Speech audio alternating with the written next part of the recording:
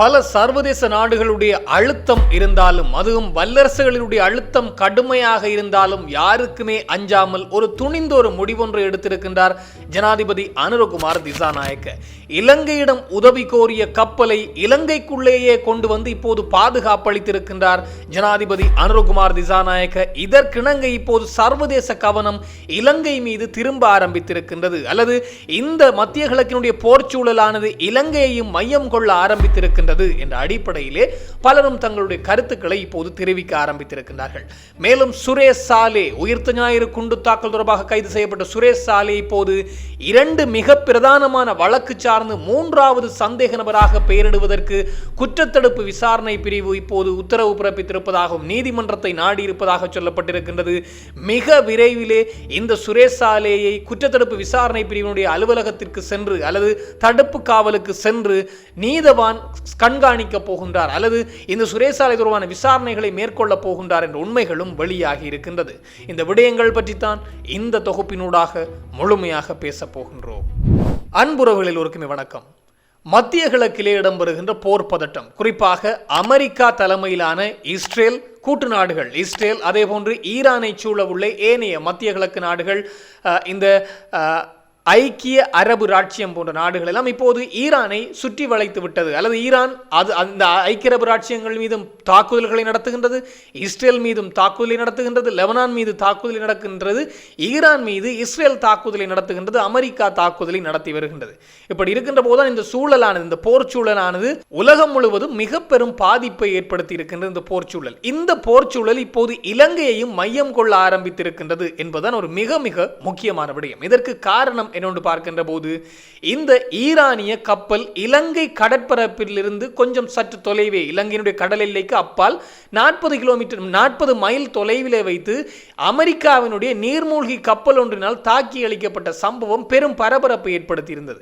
இந்த போர்ச்சூழல் இந்திய பெருங்கடலுக்கும் பரவி இருக்கின்றது என்பதுதான் மிக மிக முக்கியமான விடயம். இந்த மத்திய கிழக்கில் இடம்பெற்ற போர்ச்சூழலானது இலங்கை, இந்தியா போன்ற நாடுகள் வரையிலே இப்போது பரவி இருக்கின்றது. பல சர்வதேச நாடுகளுடைய கவனமும் இலங்கை இருக்க ஆரம்பித்திருக்கின்றது. இதற்கு காரணம் இந்த ஈரானிய போர்க்கப்பல் டெனா என்று சொல்லப்படுகின்ற, ஐரிஸ் டெனா என்று சொல்லப்படுகின்ற இந்த கப்பல் இலங்கை கருகாமையிலே தாக்கப்பட்டிருந்தது. இதிலே 32 பேர் உயிருடன் மீட்கப்பட்டிருக்கின்றார்கள்.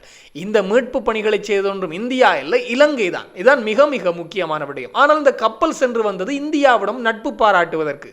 ஆனால் இந்தியா கைவிரித்த நிலையிலே இலங்கை அந்த கப்பலுக்கு உதவி செய்திருக்கின்றது. குறிப்பாக அந்த கப்பல் தாக்கப்பட்டிருந்தது. ஆனால் அதற்கு முன்னரே அந்த கப்பல் தன்னுடைய பாதுகாப்பு கருதி இலங்கைக்குள்ளே வருவதற்கு அனுமதி கேட்டிருந்தது. இலங்கை அது சார்ந்து, இலங்கை கடற்படை அது சார்ந்து விவாதங்கள் அல்லது சார்ந்து தீர்மானங்கள் எடுப்பதற்கு முன்னர் ஆலோசனைகள் பெறப்பட்டிருந்தது. இந்த ஆலோசனைகள் எடுத்து தீர்மானம் நிறைவேற்றுவதற்கு முன்னர் அந்த கப்பல் தாக்கி அளிக்கப்பட்டது. இதிலே 180 பேர் வரையிலே பயணித்ததாகவும், இந்த கப்பலில் இருந்தவர்கள் எல்லாம் குறிப்பாக கடற்படை அதிகாரிகள், கடற்படை வீரர்கள் தான் இருந்திருக்கின்றார்கள். இதிலே 180 பேரிலே 32 பேரைத்தான் காப்பாற்ற முடிந்திருக்கின்றது. 87 பேருடைய உடல்கள் மீட்கப்பட்டிருக்கிறது. ஏனையவர்கள் காணாமல் போய்விட்டார்கள் என்பதுதான் இந்த கப்பலில் இடம்பெற்ற ஒரு மிக மிக மோசமான விடயமாக இருந்தது. ஏனையவர்களை இலங்கைக்குள்ளே கொண்டு வந்து இப்போது அவர்களுக்கான மருத்துவ வசதிகள்லாம் செய்யப்பட்டிருக்கிறது. இந்த சம்பவம் இடம்பெற்றுக் கொண்ட வழியில் தான் இன்னும் ஒரு கப்பல் நேற்றைய தினம் இலங்கைக்குள்ளே வருவதற்கு எங்களுக்கு இயந்திர கோளாறு ஏற்பட்டிருக்கின்றது, நாங்கள் இலங்கைக்குள்ளே வருவதற்கு அனுமதி தாருங்கள் என்று இலங்கை கடற்பரப்புக்குள்ளே வருவதற்கான அனுமதியை கோரியிருந்தார்கள். அதுவும் இலங்கையினுடைய இந்த துறைமுகங்களிலே தரித்து கப்பலை விடுவதற்கான அனுமதியை கேட்டிருந்த போது இலங்கை உடனடியாக அதற்கான அனுமதி வழங்கவில்லை. இந்த அனுமதி வழங்காத போதுதான் எதிர்க்கட்சிகளுடைய வாய்களை பார்க்க முடிந்தது. குறிப்பாக இந்த முஜிபுர் ரஹ்மான் எல்லாம் சொல்லிவிட்டார், 300 குழந்தைகளோடு அந்த கப்பல் இருக்கின்றது என்ற அடிப்படையிலான கருத்தை எல்லாம் தெரிவித்து வந்தார். அதோடு பல எதிர்க்கட்சிகள், மஹிந்த ராஜபக்ச தரப்பெல்லாம் கடுமையாக அரசை சாட ஆரம்பித்திருந்தார்கள். இந்த அரசு தன்னிச்சையாக முடிவெடுக்க தெரியாத அரசாக இருக்கின்றது. குறிப்பாக நாமல் ராஜபக்ச தெரிவித்திருந்தார், அமெரிக்காவுக்கு பயப்படுகின்றது இந்த அரசு என்று. அதேபோல் விமல் வீரவம்ச தெரிவித்திருந்தார், அமெரிக்காவுடைய பயத்திலே தான் இன்னும் அனுமதி கொடுக்கப்படவில்லை என்று விமல் வீரவம்ச தெரிவித்திருந்தார். சஜித் பிரேமதாச எல்லாத்திற்கும் தானும் ஒரு கருத்து சொல்ல வேண்டும் என்று பாராளுமன்றத்துக்குள்ளே இதை பற்றி உடனடியாக பதில் சொல்லுங்கள் என்று நாடாளுமன்றத்துக்குள்ளே கேட்டுக்கொண்டே இருந்தார். சாமரசம்பத் தசாநாயக்க ஒருபுறம் இந்த அரசாங்கத்தை இந்த விடயத்தை சார்ந்து, இந்த ஈரானினுடைய இந்த பசார் என்று சொல்லப்படுகின்ற கப்பல் உள்ளே வருவதற்கு அனுமதி கேட்டிருந்தது, ஆனால் அனுமதி கொடுக்கப்படவில்லை என்பதற்காக கடுமையாக விமர்சித்து வந்தார்கள். ஆனால் அரசாங்கம் குறிப்பாக இது சார்ந்து கொஞ்சம் கலந்துரையாடி இருக்கின்றார்கள். கலந்துரையாடியதன் பின்னர் திடீரென அதிகாரிகளை அழைத்திருக்கின்றார் ஜனாதிபதி அனுரகுமார் திசாநாயக்க. நேற்று இரவு வேளையில் இந்த விடயம் இடம்பெற்றிருக்கின்றது. அழைத்து பலகட்ட கலந்துரையாடலின் பின்னர் அந்த கப்பலுக்கான அனுமதி இலங்கைக்குள்ளே வருவதற்கு கொடுக்கப்பட்டிருந்தது என்பதுதான் மிக மிக முக்கியமான விடயம். பல எதிர்க்கட்சிகளுடைய மூஞ்சியிலே சேற்றை அள்ளி அடித்தது போன்று இந்த சம்பவம் இடம்பெற்றிருக்கின்றது. இந்த சம்பவம் அவர்களுடைய மூஞ்சி மாத்திரமல்ல, சர்வதேச பல நாடுகளுடைய மூஞ்சியிலே சேற்றை அள்ளி அடித்தது போன்றுதான் இடம்பெற்றிருக்கிறது. மிக மிக முக்கியமான விடயம். அதிலும் ஜனாதிபதி அனுரகுமார் திசாநாயக்க ஊடக சந்திப்பு அல்லது மக்களுக்கு விடுத்த அறிவித்தலை குறிப்பிட்ட விடயமானது, மக்களுக்கு மாத்திரமல்ல சர்வதேசத்துக்கு வெளியிட்ட அறிவிப்பானது, நாங்கள் நடுநிலையாகத்தான் இருக்கின்றோம் என்பதை அவர் தெளிவுபடுத்தி இருக்கின்றார். எங்களுடைய கடல் எல்லையோ எங்களுடைய வான்பரப்பையோ இன்னும் ஒரு நாட்டிற்கு தீங்கு விளைவிக்கின்ற வகையிலோ அல்லது இன்னும் ஒரு நாட்டிற்கு ஆபத்தை விளைவிக்கின்ற வகையிலோ நாங்கள் ஒருபோதும் இடமளிக்க மாட்டோம். நாங்கள் இந்த யுத்தம் சார்ந்து நடுநிலையிலேயே இருக்கின்றோம். எனவே எங்களுடைய கடற்பரப்புக்குள்ளே எங்களுடைய கடற்பரப்புக்குள்ளே தங்களுடைய உயிருக்கு ஆபத்து அல்லது தங்களுடைய கப்பல் சேதமடைந்திருக்கின்றது, பழுதடைந்திருக்கின்றது என்ற அடிப்படையில் கோரிக்கை விடுக்கப்பட்டிருந்தது. இதனால் மனிதாபிமான அடிப்படையிலே மாத்திரமே நாங்கள் ஈரானுடைய கப்பலை இலங்கைக்குள்ளே கொண்டு வந்து தரித்து நிறுத்துவதற்கான அனுமதியை கொடுத்திருக்கின்றோம் என்பதை தெரிவித்திருந்தார். எல்லோருமே எதிர்பார்த்தார்கள் பல சர்வதேச நாடுகள் கடுமையாக எச்சரிக்கும் இலங்கையை என்று. ஆனால் இப்போது இலங்கைக்கு அந்த அளவுக்கெல்லாம் எதிர்பார்த்த அளவுக்கெல்லாம் அழுத்தம் பெறவில்லை. இஸ்ரேல் மாத்திரம் ஒரு சிறிய ஒரு அறிவிப்பு ஒன்றை விடுத்திருக்கின்றது. அதுவும் இலங்கைக்கு எதிரானதாக இல்லை என்பதுதான் மிக முக்கியமான விடயம். ஆனால் இங்கிருக்கின்றவர்கள் சொல்கின்ற விடயம், அதாவது பல அறிஞர்களுடைய கருத்துக்களை பார்க்கின்ற போது இது காலப்போக்கிலே தாக்கம் செலுத்தலாம் என்பதை சொல்லி வருகின்றார்கள். இருந்தாலும் அனுரகுமார் திசாநாயக்க ஜனாதிபதி அவர்கள் குறிப்பிட்டிருக்கின்றார், மனிதநேய அடிப்படையில் மாத்திரமே இதற்கான அனுமதியை வழங்கி இருக்கின்றோம். அதுவும் தங்களுடைய உயிருக்கு ஆபத்து அல்லது தங்களுடைய இந்த கப்பல் பழுதடைந்து விட்டது, தங்களுடைய கப்பல் பழுதடைந்ததன் காரணமாக தரித்து நிறுத்துவதற்கு இலங்கைக்குள்ளே வருவதற்கான அனுமதியை கேட்டிருந்தார்கள். அதற்காகவே தான் வழங்கினோமே ஒழிய எங்களுடைய கடற்பரப்பையோ எங்களுடைய வான்பரப்பையோ இன்னும் ஒரு நாட்டிற்கு ஆபத்தை ஏற்படுத்துகின்ற வகையிலே, அநீதியை ஏற்படுத்துகின்ற வகையிலே நாங்கள் இடமளிக்க மாட்டோம் என்பதை அறுதியும் உறுதியுமாக குறிப்பிட்டிருக்கிறார். இதிலே சர்வதேச சட்டம் ஒன்று இதற்கு சுட்டிக்காட்டப்படுகின்றது. குறிப்பாக போர் நடக்கின்ற போர் இடம்பெறுகின்ற என்றால் அதுக்கு சர்வதேச கடல் எல்லையிலே பயணிக்கின்ற கப்பல்கள், போரில் ஈடுபடுகின்ற கப்பல்கள் தாங்கள் இன்னும் ஒரு நாட்டு, அதாவது நடுநிலை வகிக்கக்கூடிய ஒரு நாட்டிலே இந்த போரினுடைய நிலைமை கருதி அவர்கள் சரணடைந்தால், ஒருவேளை அந்த நடுநிலை வகிக்கக்கூடிய நாட்டிற்கு சென்று அவர்கள் அவர்களுடைய கடல் எல்லைக்குள்ளே அவர்களுடைய துறைமுகங்களிலே நின்று அவர்கள் தரித்து நிற்க நினைத்தால் மீண்டும் அந்த கப்பல்கள் போரிலே ஈடுபட முடியாது. மனிதாபிமான அடிப்படையிலே அந்த நடுநிலை வகிக்கின்ற நாடு அந்த கப்பலுக்கு அந்த அனுமதியை வழங்கியிருந்தால் அந்த கப்பலினுடைய ஆயுதங்களை பறிமுதல் செய்யலாம். பறிமுதல் செய்து அந்த கப்பலை மீண்டும் ஒரு முறை போர் நடப்பதற்கு அல்லது போருக்கு அனுமதிக்க முடியாது என்றும், அந்த கப்பல்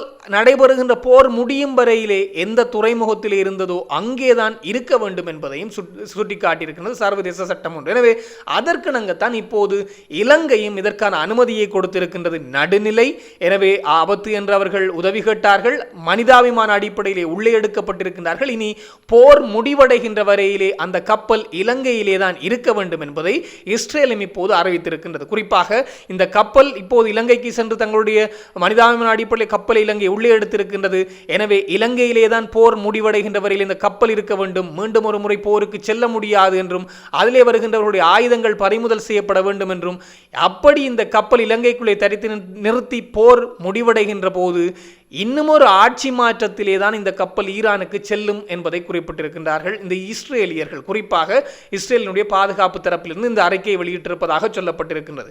ஏன் எதற்காக என்று பார்க்கின்ற போது ஈரானிலே இருக்கின்ற இப்போதைய ஆட்சி முறை, உச்ச தலைவர் ஆட்சி முறையை மாற்றி தங்களுக்கு இணங்கிய ஒரு ஆட்சியை நாங்கள் அங்கே கொண்டு வந்து விடுவோம் என்பதைத்தான் இப்போது இஸ்ரேல் இந்த பாதுகாப்பு தரப்பு இந்த விடயத்தை சுட்டிக்காட்டி இருக்கின்றார்கள். எனவே இலங்கைக்குள்ளே இப்போது தரித்து நிற்கின்ற கப்பல் மீண்டும் ஈரானுக்கு செல்ல வேண்டும் என்றால் அது இன்னும் ஒரு ஆட்சி மாற்றத்தின் பின்னர் தான் அது செல்லும். ஏனென்றால் போர் முடிவடைய வேண்டும். போர் முடிவடைய வேண்டும் என்றால் ஈரானிலே ஆட்சி மாற்றம் இடம்பெற வேண்டும், இடம்பெற்றே ஆகும் என்ற அடிப்படையிலே அவர்கள் சுட்டிக்காட்டியிருப்பதாக சொல்லப்பட்டிருக்கிறது. எனவே இது சார்ந்து இப்போது பெரும் கருத்துக்கள் நிலை வருகிறது. குறிப்பாக எதிர்க்கட்சிகள் எல்லாம் இப்போது அதாவது அனுமதி கொடுப்பதற்கு முன்னர் கடுமையாக பேசி வந்தார்கள் இந்த அரசாங்கத்தை.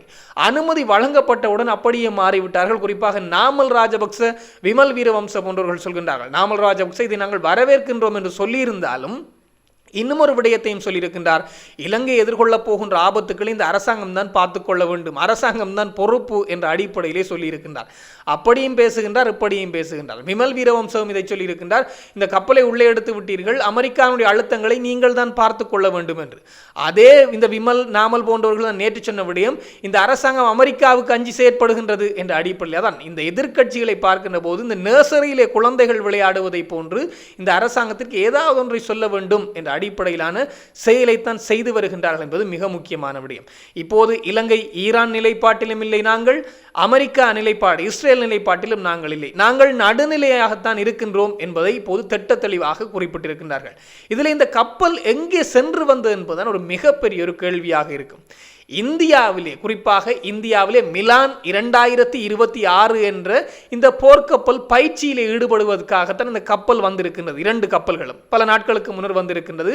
அந்த பயிற்சியிலே இலங்கை சார்ந்த அதிகாரிகளும் கலந்து கொண்டிருக்கின்றார்கள். அந்த பயிற்சி நிறைவடைந்த பின்னர் தான் இந்தியாவிலிருந்து இலங்கையை சுற்றித்தான் செல்ல வேண்டும். இலங்கையை சுற்றி செல்கின்ற போதுதான் இந்த கப்பலுக்கு இந்த தாக்குதல் இடம்பெற்றிருக்கிறது. மிக முக்கியமான விடயம். ஆனால் இந்தியா மௌனம் காக்கின்றது என்பது ஒரு மிகப்பெரிய ஒரு கேள்வியாக இருக்கிறது. குறிப்பாக இந்தியா கச்சா எண்ணெயை இறக்குமதி செய்வதற்கு அமெரிக்கா தான் அனுமதி கொடுக்க வேண்டும் என்ற ஒரு பெரும் நிலைக்கு தள்ளப்பட்டிருக்கின்ற இந்தியா என்றால் ஒரு எவ்வளவு மோசமான நிலைக்கு இந்தியா அதுவும் பிராந்திய வல்லரசு, உலகத்தில் எடுத்துக்கொண்டால் மிகப்பெரிய பொருளாதார நாடு, மிக பெரும் இராணுவ படைபலத்தை கொண்ட நாடு, இவ்வளவு பெரிய பலத்தை எல்லாம் வைத்துக்கொண்டு இன்று, அதாவது நேற்றைய தினம் இந்த அறிவிப்பு வெளியாகி இருக்கின்றது. ரஷ்யாவிடம் கச்சா எண்ணெயை இந்தியா கொள்முதல் செய்வதற்கு அமெரிக்காவிடம் அனுமதி கேட்கின்றதா. அமெரிக்காவும் பல நாட்கள் பல மணி நேர கலந்துரையாடலின் பின்னர் அமெரிக்காவும் அவர்களுக்குள்ளே கலந்து ஆலோசித்து விட்டு, உங்களுக்கு வேண்டுமென்றால் 1 மாதத்திற்கு மாத்திரம் கச்சா எண்ணெயை நீங்கள் ரஷ்யாவிடம் பெற்றுக்கொள்ளுங்கள் என்ற அடிப்படையில் அனுமதி கொடுத்திருக்கின்றார்கள். இதுதான் மிக பெரும் இந்தியாவினுடைய ஒரு நிலையை பார்க்கின்ற போது கொஞ்சம் கவலையாகத்தான் இருக்கின்றது. எப்படி இருந்த இந்தியா இப்படி ரஷ்யாவிடம் எண்ணெய் வாங்குவதற்கு அமெரிக்காவிடம் கேட்டு அமெரிக்கா அனுமதி கொடுத்தால் தான் அந்த எண்ணெய் வாங்க வேண்டும் என்ற ஒரு நிலை எழுந்திருக்கிறது. மிக முக்கியமான விடயம். அத்தொடர்ந்து ஹோர்முஸ் வளைகுடா பகுதியினூடாக இந்தியாவினுடைய கப்பலும் வருவதற்கு இப்போது அனுமதி கிடைத்திருப்பதாக சொல்லப்பட்டிருக்கிறது. குறிப்பாக இதிலே இஸ்ரேல், அமெரிக்கா, அதே போன்று ஐரோப்பிய நாடுகளுடைய கப்பல்கள் நுழைய முடியாது. காரணம், ஈரான் இழுத்து மூடிவிட்டது. இதற்குள்ளே ரஷ்யா, சீனா, ஜப்பான், அதே போன்று இந்தியா போன்ற வடகொரியா போன்ற நாடுகளுடைய கப்பல்கள் பயணிக்கலாம் என்ற அடிப்படையிலான ஒரு கருத்தை இப்போது தெரிவித்திருக்கிறார்கள். போர் நிலை இப்படி இருக்கின்றது. அத்தோடு இலங்கை சார்ந்த இன்னொரு மிக முக்கியமான செய்தியை பார்க்கின்ற போது சுரேஷ் சாலே கைது செய்யப்பட்ட விடயம். இந்த சுரேஷ் சாலே உயிர்த்த ஞாயிறு குண்டு தாக்குதலை பயன்படுத்தி கொண்டார், அது முன்கூட்டியே தெரிந்திருந்த அந்த உயிர்த்த ஞாயிறு குண்டு தாக்குதலோடு தொடர்புடையவர்களோடு தொடர்பிலே இருந்தார் என்ற அடிப்படையில் தான் கைது செய்யப்பட்டிருந்தார்கள். இந்த சுரேஷ் சாலேக்கு பிணை வழங்க வேண்டும் என்ற அடிப்படையில் உயர்நீதிமன்றத்தை நாடியிருந்தார்கள் சுரேஷ் சாலே தரப்பு. இப்போது நீதிமன்றம் குறிப்பிட்டிருக்கின்றது, குற்றப்புலனாய்வு திணைக்களம் அவரை கைது செய்து இன்னும் நீதிமன்றத்திற்கு விடயங்களை சமர்ப்பிக்கவில்லை, நீதிமன்றத்திற்கு கொண்டு வரவில்லை. ஆனால் பயங்கரவாத தடை சட்டத்திலே அவரை 90 நாட்கள் தடுத்து வைத்திருக்கின்றார்கள் என்ற உத்தரவு பிறப்பிக்கப்பட்டிருக்கின்றது. இதற்கிணங்க அவரை குறிப்பாக அது சார்ந்த அறிக்கைகள் வந்த பின்னர் நாங்கள் வெளியிடுவோம் என்பதை சுட்டிக்காட்டிய போதுதான் இந்த சுரேஷ் சாலேவுக்கு உயிராபத்து இருக்கின்றது, அவருக்கு வீட்டிலிருந்து உணவு கொடுக்க வேண்டும், அத்தோடு சுரேஷ் சாலேவை பார்வையிடுவதற்கு பிரத்யேக நேரம், நாட்கள் ஒதுக்கப்பட வேண்டும் என்றெல்லாம் கோரிக்கை விடுக்கப்பட்டிருந்தது. அத்தனையும் இப்போது நிராகரித்திருக்கின்றது உயர்நீதிமன்றம். குறிப்பாக இதற்கெல்லாம் அனுமதி வழங்கப்பட முடியாது என்றும், அதாவது 90 நாட்கள் தடுப்பு காவல், அதுவும் பயங்கரவாத தடை சட்டத்திலே தடுத்து வைக்கப்பட்டிருக்கிறவர்கள் இப்படியான அனுமதி கொடுக்க முடியாது என்பதை சொல்லியது மாத்திரமல்லாமல் சுரேஷ் சாலேவை இந்த வாரத்திற்குள்ளே நீதவான் சென்று பார்வையிடப் போகின்றார் என்பதும் வெளிவந்திருக்கிறது. இதற்கு குற்றத்தடுப்பு விசாரணை பிரிவு தான் அழைப்பு விடுத்திருக்கின்றதாம். குறிப்பாக சுரேஷ் சாலேயை 90 நாட்கள் தடுத்து வைத்து விசாரித்து வருகின்றோம், நீதவான் வந்து அவரை விசாரிக்கலாம் அல்லது அவரை பார்வையிட்டு செல்லலாம் அல்லது அவர் சார்ந்த கோரிக்கைகளை அவர் முன்வைக்கலாம் என்பது இப்போது சுட்டிக்காட்டப்பட்டிருக்கிறது. அதற்காக இந்த வாரத்திற்குள்ளே அவர் சென்று பார்வையிட போகின்றார் என்ற செய்தி வெளியானது மாத்திரமல்லாமல் சுரேஷ் சாலேவை குற்றத்தடுப்பு விசாரணை பிரிவு அதாவது உயிர்த்த ஞாயிறு குண்டு தாக்குதலிலே வவுனதீவிலே 2 போலீஸ் அதிகாரிகள் கொலை செய்யப்பட்டிருந்தார்கள். அது ஒரு முன்னாள் போராளி மீது அந்த குற்றம் பழி போடப்பட்டிருந்தது. பின்னர் அதெல்லாம் வெளிவந்து அவர் 1 வருடத்துக்கு மேலே சிறையிலே இருந்தார். அஜந்தன் என்று சொல்லப்படுகின்ற ஒரு முன்னாள் போராளி. அதன் பின்னர் அவர் இல்லை, இவர்கள் தான் செய்தார்கள், உயிர்த்த ஞாயிறு குண்டு தாக்குதலுடைய சூத்திரதாரிகள் தான் செய்தார்கள் என்ற உண்மை வெளியே வந்த பின்னர் அதற்கு சுரேஷ் சாலேவுக்கும் தொடர்பு இருக்கின்றது என்பது வெளிவந்திருக்கின்றது. அந்த வழக்கு சார்ந்தும் அதே போன்று இந்த சாய்ந்தமருது பகுதியிலே 2019 ஏப்ரல் 26 ஒரு குண்டு தாக்குதல் ஒன்று இடம்பெற்றிருந்தது. அதாவது தற்கொலை குண்டு தாக்குதல். ஏப்ரல் 21 உயிர்த்த ஞாயிறு தினத்தன்று பல தேவாலயங்களிலே குண்டு தாக்குதல் நடத்தப்பட்டிருந்தது. அதே போன்று அதன் நடந்து 4-5 நாட்களின் பின்னர் சாய்ந்தமருதிலே ஒரு வீட்டிலே திடீர் வெடிப்பு சம்பவம் இடம்பெற்று அதிலிருந்து 17 பேர் வரையிலே உயிரிழந்திருந்தார்களாம். அந்த 17 பேரிலே தான் இந்த சாரா ஜாஸ்மினும் உயிரிழந்தார் என்று சொல்லப்படுகின்றது. ஆனால் இப்போது அவர் உயிரோடு இருக்கின்றார் என்ற செய்திகளும் வெளியாகின்றது. எனவே இந்த குண்டு தாக்குதல், இந்த சாய்ந்தமருது குண்டு தாக்குதலுக்கும் சுரேசாலேவுக்கும் சம்பந்தம் இருக்கின்றது. இராணுவ தரப்பினருக்கு இதற்குள்ளே சம்பந்தம் இருக்கின்றது. இராணுவ புலனாய்வாளர்களுக்கு சம்பந்தம் இருக்கின்ற அடிப்படையிலே இந்த வழக்கு சார்ந்த 3வது மிக பிரதானமான குற்றவாளியாக சுரேசாலேவுடைய பெயர் இணைக்கப்பட்டிருக்கின்றது நீதிமன்றத்திலே குற்றத்தடுப்பு விசாரணை பிரிவினரால் என்பதுதான். இணைப்பதற்கான கோரிக்கை முன்வைக்கப்பட்டிருக்கின்றது என்பது மிக மிக முக்கியமான விடயம். எனவே சுரேசாலேவை கைது செய்ததான் தாமதம்.